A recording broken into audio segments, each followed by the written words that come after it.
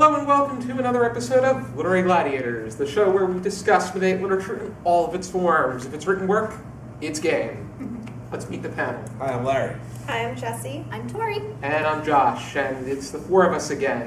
It seems like the four of us really make for a great panel. Never a dull moment. Never a dull moment. No. We're going over another play this week. Hopefully this one is more palatable for you. Yes, I hope so. Teletubby references. Yeah, you're going to get those down now. I don't think you're not living that one down, my dude. You're not living that one down.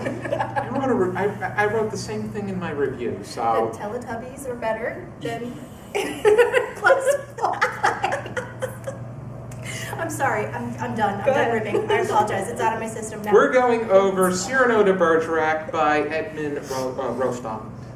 And the discussion starter for this play, before Tori makes any more jabs. I told you it's out, we're good. It's How okay. would you describe the character of Cyrano de Bergerac?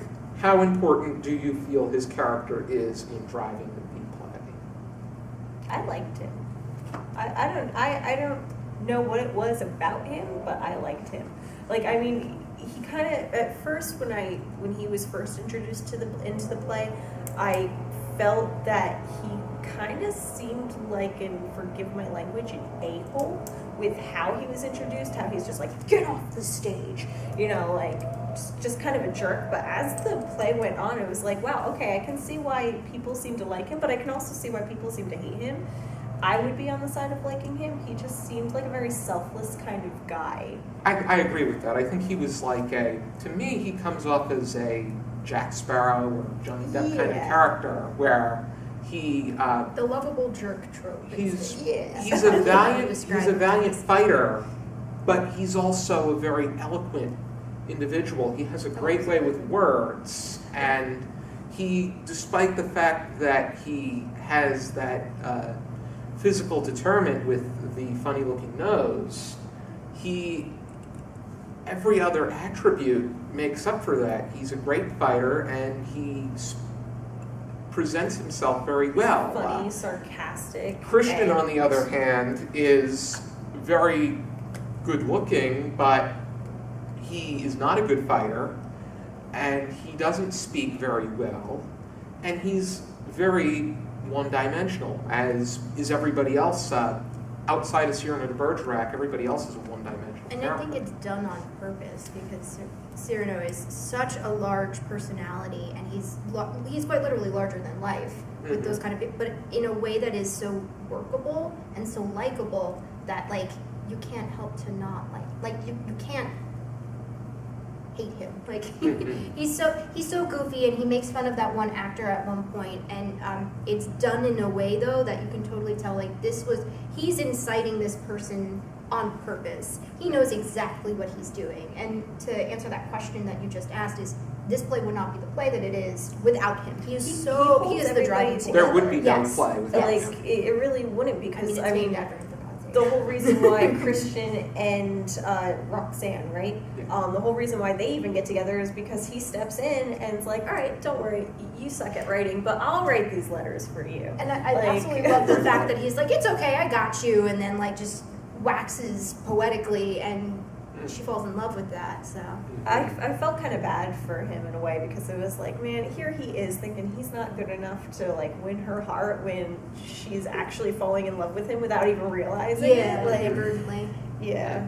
But the thing that, to me, takes away, probably a period of time, but what takes away from the admiration that Cyrano has for Roxanne is that they're cousins. Oh, that's not out of the ordinary though. Like, that's something that Not out of the, but it's time period. Yeah. But I think that with time, that really takes away from the. I think that as a current reader, in Roxanne the movie, which it was a 1987 film where Steve Martin played C.D. Bales, aka Charlie. There was no relation between him and Roxanne. So it made it more, but then again, he changed those particular details so that the essence and the magic of what made Cyrano de Bergerac the play that it was remained intact, like the 20 nose insults. I have a question though, and this is something that's very, this is a genuine question. Were they actually related? Because I know sometimes cousin was a term of endearment. So like if I called you my cousin or something like, it was kind of almost saying like, you're my brother, or you're a close friend. Cyrano de Guys Bergerac, kind of do it nowadays where it's like, yeah, cuz, yeah, bro, Yeah, and you're that's not exactly, actually because related. like Shakespeare did that a lot. Like characters would be like, "Oh, my cuz," like, and cousin was a term of it, like Cyrano de Bergerac was based off of a real person, and the Cyrano in this play was based off of that individual, Mhm. and he did have he had a sense of admiration for his cousin, but the whole Christian part of it was not real. That was made. The romantic, Yeah. the going forward with the romanticism of the play was added in order to create a story. So, Christian was such a flake, or at least I felt he was. Oh no, he Just like was. he was such a flake, and I mean, at least he recognized that he wasn't good enough for her. And that was the interesting point, was that the character actually did, like Christian actually did say like, He's like, I'm not an intellectual. Yeah. I can't get her. She's an intellectual. I'm not. So, but I don't know. I think what I liked about, and I'm gonna say the name wrong, Cyrano. Did I say that right? Cyrano. Cyrano. Yeah. See, I knew I was gonna say it wrong. I was saying all the names wrong in my head. Cyrano's a kind of a ham. Yes. And he was. imagine like the spiral Telling how ham he's for judged. the spiral ham for Christmas time with like those fake like Groucho Marx glasses with the giant nose on it. That's all I imagine now. I can't unsee that. Oh, I Cyrano? can't unsee that. You're talking about You know what? Yeah, I find that I kind work of at fitting, ShopRite, though. so I'm going to have that arranged. Please do. We would not be disappointed. But These episodes just keep getting funnier and funnier, don't they? do you need a tissue? Sit down. It's kind of ham. Do you need But a anyway, tissue? it's kind of fitting, right? Oh, we're good. We're good. I will keep it together. No, she won't.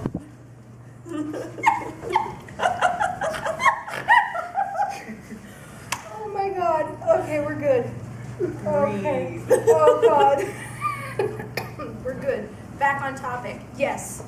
So he is like a ham because he's very. Stop it. I don't know. I just in some aspects he did kind of come across as full of himself because he knew how good he was. He's like, yeah, I'm gonna go fight 100 men, no problem. But the thing And- is, like, I'll write a poem while I do it. Yeah, I'll kill you that with was the last absolutely line. loved that. But you could totally understand why he was like that. He was so big on the outside because he was very self-conscious of Yeah. how he looked, Yeah. and never thought that he would amount to anything because he was so disfigured. Which he had a large schnoz, big deal. But But has a large nose, and It's it's very- just fine. exactly. Beaks are I know nice. there's plenty of Beaks people. are nice, but yeah. Breathe. I know people with all different kinds of noses. Exactly. So, The world takes all noses. but I what just I think wanted, it's kind of funny that, like, you know, they make it sound like he was disfigured with this large nose, and it's like, really, that's what makes you disfigured? Like, I don't know, when I think of disfigured, I don't think of somebody with an abnormally large nose. I think of like somebody's arm is incredibly shorter than the other, or you know, they're missing a leg and their nose is where their knee should be. Like, you know, that to me is disfigured. That's I why don't they still think, wanted. like- That's why they wanted. I think it was the play off of the fact that he never thought he was going to amount to anything because of this terrible nose that he was cursed with, and it really wasn't that big of a deal. So he used that as that springboard for being this big, grandiose kind of character that everybody would love to hate or hate to love. So It actually kind of reminded me, if you've ever seen the movie She's Out of My League. It's one of those lesser known movies, but you know, this kind of ugly kid falls in love with this beautiful woman, and she's self-conscious about her webbed toe. And that's the only thing that's literally wrong with her. Oh, seriously? Like, That's fun. she has a webbed toe, and that's it. And like, and that's what it made me think of. It's like, here he's probably like this perfect guy, but he's so self-conscious about this tiny bit. So But when it's dramatized, though, I mean, it's not just like Yeah, and it's big. It's like, you know, it's if freakish. I remember correctly, they actually had a prosthetic that they used for that. And there's a Shakespearean character that I think that is very similar in the fact that his nose is so large. And there's a cultural thing to that too. There's a lot of like derogatory connotations with large noses, especially anti-Semitic things. So like that could be played. I don't know if that is involved in that. That is something that like if you look at in the past that did plague certain, it still is a problem today with certain pieces of media. So I don't know if that is something that is adding to that, but like some cultures just genetically tend to have larger noses than others. So I mean, it could have meant he was Italian or Jewish or and that's something what I'm like that, and maybe that's what I'm saying. Is it was like the big pink lips on African Americans in the terrible like 1950s, like that kind of like if you see the large noses and that like if you look at a witch. If you think of all of the villains, especially Disney, even so much as contemporarily in Tangled, the character kind of has a very large nose. Mother Gothel or whatever. Mother Gothel? You're shaking your head. Okay, sorry. Yeah, something like that. The antagonist in there has and is coded. That's what it's called. Is coded to look like a villain, and villains usually have noses that are large, and that's like you said. You know, if you're Jewish, sometimes you have that. That's like. A trait, but it's a stereotypical trait. That's what I'm trying to put. You have Jimmy Durante in his Schnozola, where he was known for his his unique-looking nose, and it really played off with you remember Frosty the Snowman, the movie. Yeah, Jimmy Durante is the narrator in Frosty the Snowman. He's got that. He's got that Schnozola. But yeah, so I don't know if that had something to do with it, because like I said, that is a cultural reference that has been around for a very, very, very long time.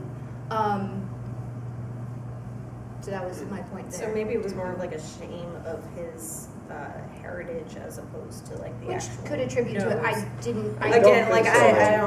don't know. Just because of the fact that he's in love with his cousin, so they have a shared heritage. So that wouldn't be. Yeah, but I mean, not like it's his cousin, so that would mean I'm just his speculating. mom I don't know actually or dad married somebody or not, different than his uncle did. So he probably could have gotten it from the other person's side. I think it just boils down to it's as plain as the nose on your face. It's a very obvious thing that can be shown as, extremely exaggerated, but it's really not something that is going to impede your life or it's going to cause some sort of detriment. He's, like you said, he's a valiant fighter, he's a romantic lover, he is a fabulous poet, so he has all these wonderful excellent qualities to him, and the one thing that generally gets in his own way is his own nose. Yeah. So, what did you guys think about the 20 nose insults segment? I liked it. I think it's self-deprecating. Do we have? Does anybody have a favorite insult? I'm trying to think. Yeah, I was gonna say I'm trying to think back to them. I can't. This was the first time. I was thinking about making you guys memorize it. Oh God! I wasn't gonna. No. I held back on it. Start paying us first. Pulled by the nose. You got to start making money before I can start paying people. Yeah. If I was told this was going to be a recitation thing, I'd been like, yeah, sure, whatever. But I wouldn't. I held back on it. So. Well, Tori, it probably comes pretty naturally to you, right? You have a lot of practice. Yeah, I probably would have been able to, and I'm not gonna lie, I sped through some of that because I personally like the descriptive. It is a crag, a peak, a promontory. Did I say? It is a peninsula, or actionable. It must be in your way while drinking. You ought to have a special beaker made. Oh yeah, that whole entire thing is just absolutely great. Oh, the best. Simple. A monument? When is admission free? And like that kind of behavior, like I can tell, not to that extent. I mean, he goes on for like 2 whole pages. But if I make fun of myself first, nobody else can do it. So that self-deprecative, like, I understand that. Again, it's making fun of your own flaws by saying like, I'm putting it on the table. Yeah, I know it's there. Ta-da, that's He's me. very. He does it to the nth degree, but He's one step ahead of. He's very much like a Groucho Marx kind of character. Oh, absolutely. With his, he not only does he is he absurd, but he's plenty of steps ahead of everybody else in their logic. Yeah. Which it was fun. Maybe that's why I liked him, because when you go, like, yes, he has enemies, but I don't know, he just struck me as such a likable guy because he was like ahead of everybody. He had a comeback. He was just in it, like, go big or go home kind of person. I don't know. It's just like character, and that was fun. Like, I don't know. I liked him. The way that he It was was, an overall fun the read. one great it's a part fun was when he play. was holding Conti Degucci or That guy. holding him back so that Roxanne and Christian were able to get married. Oh God, that scene is so good. He pretends that he fell from the moon and starts ranting and raving about how he created all of the. Oh yeah, you know smoke rises, so I made a giant bubble and floated to the moon. Like, just so smart, and because he's so smart, he's so funny. Like, I feel like comedy requires a certain amount of like intellect, I just don't know how and he's somebody so gets smart. distracted by that, though. It's Right, just and like, that's the best part. It's like, this is so like, random. Yeah, okay. Yeah. He's like, That "Oh, works. determined," sense, and then he's yeah. like, "Oh, you fell from the moon, you say? Oh my God, you have 6 different ways of doing this." It's just so great. Degucci, though, he was a jerk. And then the way that he ends it is, and the 7th is my time is up. Ha! It's already done. Like, and he just drops the act instantaneously, and is Degucci, like, though, he sends them out to, he sends Christian and his cadets to war, so. yeah, he was a jerk. Yeah, he was a jerk. He was a big old jerk. And the cadets admired him as if he was their great leader. So it was a shame that it was, as much as Christian was one-dimensional and to me only there to serve the purpose He was a of. plot device. Yeah, he was a plot device. He was a rare male plot device. If you look at that kind of stuff, he was just there to drive the whole entire story forward. To be a love interest for Roxanne. To be a foil for Yeah. You know what? He was somewhat, but I think. Ham Man. But Cyrano and Christian were on good terms with one another, though. So. That was the cool part. It was like everyone was cool with everyone. Yeah, granted, except but That was surprising. And But actually, yeah, no, I was waiting for some sort of like crazy like plot twist where he was like, Roxanne, I am betraying Christian who I told I was gonna, like, I was waiting for something like so big, like, I am your true love, I wrote these letters, hate him, love me, and it didn't come. It was circumstance that Yeah. betrayed Christian. And I think that's what makes him so likable is he says like, I got you, dude, Yeah. and just keeps doing continues, even at 14 years after his death, continues to be like, yeah, he wrote you all those letters. It's loved great, you right? very much, such a great poet, not me. Oh yeah, Exactly. he was kind of crappy at this part. Like he critiqued his own Like, dude. poems to pretend they were from Exactly. somebody else, and it was just like I just kept waiting for him to be like, no, it was me. No, it was me. For that and it's actually like, plot twist. yeah, and it never came. And that was the other That's thing the too. kind I of was person he was. and that's what I was trying to figure out. Was it because he was selfless, or was it because he was so in love with Roxanne, he just wanted her to be happy, and she was happy with Christian, and so he just wanted to make Christian look like this great guy to her. Yeah. Like that. So I was like selfless. Or At the very that. end, though, he asks Roxanne to remember him the way that she remembers Christian. Yeah. Or what was it was what did she say? She loved one man and she lost him twice, or something like that. Yeah. I thought that was like really like, oh, cute. Yeah. Sort of. Yeah, that ending was just like a wow. This guy did it. He like in his dying breaths tried to deny that it was him, just so that way she could have a little bit more happiness. And that Yeah. way she's not like, yo, I'm really losing the love of my life, who has been under her nose the entire time. Excuse me, puns today. My apologies. Do we have any final thoughts? Oh, Jesse, you were just saying about how was he selfless or was he something else? Just in love with Roxanne and wanted her to be happy. Oh, Yeah. yeah. Or was he just scared? Like, I mean, he never quite told her how he felt about it. Yeah. And you know, you could kind of maybe make the case that, you know, playing that selfless role was just kind of an excuse. You never So, get Yeah. he never shows that side of him. What side is that? He tries. It's fear, the fact The that vulnerable. he's scared. Yeah, Right. he tries one time to tell her, and then she's like, "I have to tell you, I'm in love with somebody. It's this dude," and he's like, But even then, "Cool," Yeah. and then But doesn't even say then- anything ever but again. even then, right? He's not. I'm going to tell you. He's like, what are you going to tell me? Exactly. Yeah, he's so. I mean, I guess you Vulnerable in can, you that kind of instance. see that in, and not to be stereotypical here, but you can kind of see that in a lot of stories where that involves the man who's very brave and heroic, and look at him go fighting 100 men, but he's afraid of something as simple as telling the woman he loves that he loves her. Yeah. So I very well think that could be it too. He could have just been afraid. It's like, it's so much easier to go charging into a fight than it is to talk to a woman. I'm sure it's pretty difficult to speak to, us. We're very scary. We are extremely frightening. Yeah. That's like She Raj. says after in the she's Big Bang finally not Theory. red anymore from thinking about ham with giant noses. Okay. It's Alrighty then. okay. How would we rate this on a 0 to 5 scale with half stars permitted? Larry. I'll go 3.5 on this one. I like it. It's cute.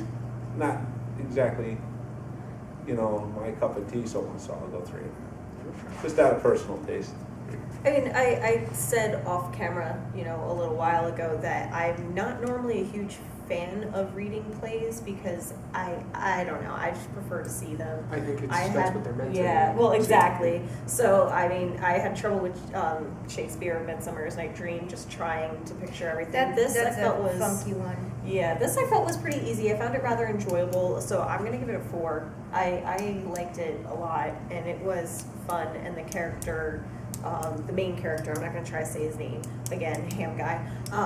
CB. CB. CBA is the Roxanne character. There we go. So, he was just very likable and very full of energy, and he was colorful, and everybody else was very bland, and I don't know, I liked it. It was a good story, so 4. I have a confession. I didn't actually read it. I watched it.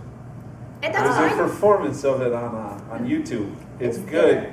Yeah, I'll send you the link. That's Yeah, what I I wanted do. to- That's what to I do with a actually lot of see some of Shakespeare it. plays. I would I'll watch the play while I read it. Yeah, no, I just watched it. Shakespeare's Yeah, better I to wanna see hear, it. at the very least, hear it instead of read it. And I feel like this is probably one of those plays where it would be better to hear it rather than and watch it to then read it. I had trouble for some reason following through the introductory scenes where you're getting all of the characters. I feel like they were throwing so much. So if I just sat back and visualized it, I was like, oh, okay, I can see how this scene would work. Because I couldn't place what was where and who was doing what, and there was candles, and then there was a game of poker going on, and then there were people up above. It was very kind of visually clogged. But I once you got past that, it was very fun and easy to follow, and CB was very fun to follow through. It was like, what is he going to say next? So I'd give it a 4. It was entertaining. It was a confection of a play. I mean, it was love. It was I think this is a better love story than Romeo and Juliet.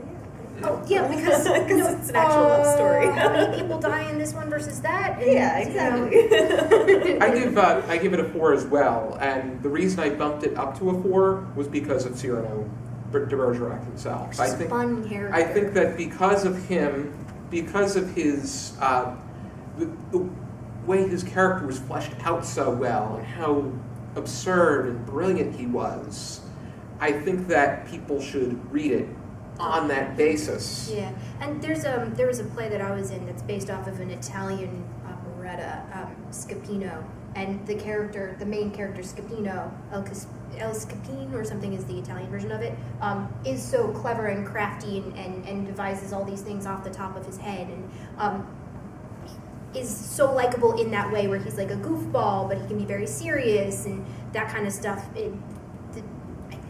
The play is mentioned in the version that I had of this play. Scapin is mentioned at one point by Moliere, so anyway, sorry. Just that, you saying that made me think of that just now. My apologies. Oh, no worries. Not at all. If you're interested in checking out Cyrano de Bergerac, here is a Barnes & Noble copy of the play. If you Google it, there is a free version of the play that That's you what I can. did. Yeah, you Yep. can find the PDF online, Mhm. and somebody has a scanned copy of their like notated version of it. Should from, be in like, the public domain too. Yeah. It's before So you can find that 1923. online. You can probably find it on Project Gutenberg if it's. Yeah, and I'll I would totally imagine. take that YouTube link too. Yeah, that'd be love cool. We'll leave a link down below to that one too. Yeah, I'll send it. Send me a message. Okay. Alrighty then, be sure to join us next time for another episode of Literary Gladiators. For now, keep reading. Bye. Remember